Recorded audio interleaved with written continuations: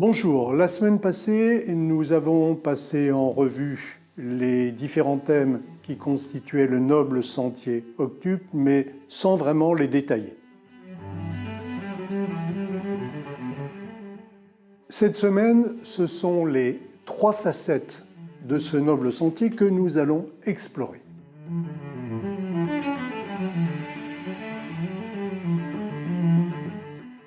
D'abord, un petit peu de philo. Après tout, nous sommes bien dans un exposé philosophique. Mais bon, un exposé philosophique qui se veut pratique.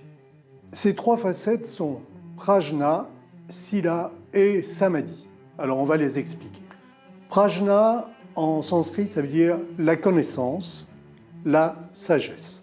On peut le traduire par le déploiement de nos capacités cognitives. Sila, c'est la conduite éthique. C'est aussi la découverte de la simplicité. Comme disait Boileau, ce que l'on conçoit bien s'énonce clairement et les mots pour le dire arrivent aisément. Samadhi, c'est la méditation. C'est l'état de concentration qui amène à la tranquillité de l'esprit. On parle de plus en plus aujourd'hui de la présence dans l'instant. La médecine s'est emparée aujourd'hui du sujet pour développer des techniques plus connues sous le nom de pleine conscience. À tel point que cette approche est présente un peu partout, et notamment dans plus de 600 hôpitaux à travers la planète. Voilà pour nos 3 facettes. Alors aujourd'hui, nous allons commencer par explorer la première qui est Prajna.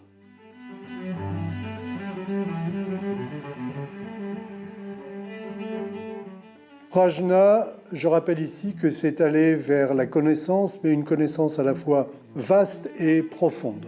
Prajna est en rapport avec les 2 premiers thèmes du noble sentier octuple, c'est-à-dire la compréhension juste et la pensée juste.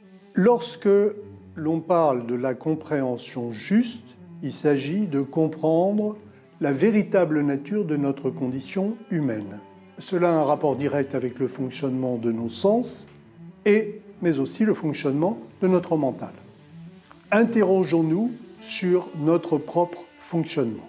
N'est-on pas toujours dans la saisie des choses illusoires et qui finalement ne durent qu'un temps? N'est-on pas constamment agité par la soif du désir, de posséder quelque chose, de gamberger négativement sur notre devenir? Plus on s'investit dans une meilleure connaissance de notre fonctionnement, plus nous pourrons développer une vue juste. En ce qui concerne la pensée juste, c'est d'observer comment nous sommes conditionnés par tous ceux qui nous entourent.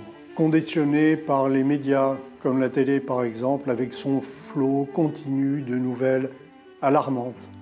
Les multiples jeux que nous propose Internet. Conditionnés par la réussite, mais aussi par la peur de l'échec. Tout ça, c'est notre comportement égoïste. Derrière, il y a toujours ce jeu omniprésent. Si on arrive à observer tout ça avec un certain détachement, eh bien on va s'apercevoir qu'il est assez aisé de se dégager de ce superflu. Comment notre égoïsme peut se transformer en une meilleure acceptation d'abord de soi, mais également une meilleure compréhension de l'autre. Cela nous permet de nous interroger sur nos pensées, celles qui nous nourrissent, celles qui sont riches de qualité, tant pour nous-mêmes que pour autrui. Celles qui nous créent du tort, mais également à l'autre. Il y a une expression que j'aime particulièrement et qui était utilisée par le regretté Albert Jacquard, se sentir beau dans le regard de l'autre. Une pensée juste, elle nous libère. Une pensée étriquée, au contraire, nous enferme. Voilà pour cette semaine. Je vais vous laisser à vos réflexions pour conclure la semaine prochaine sur les 6 autres thèmes du noble sentier octuple. À bientôt.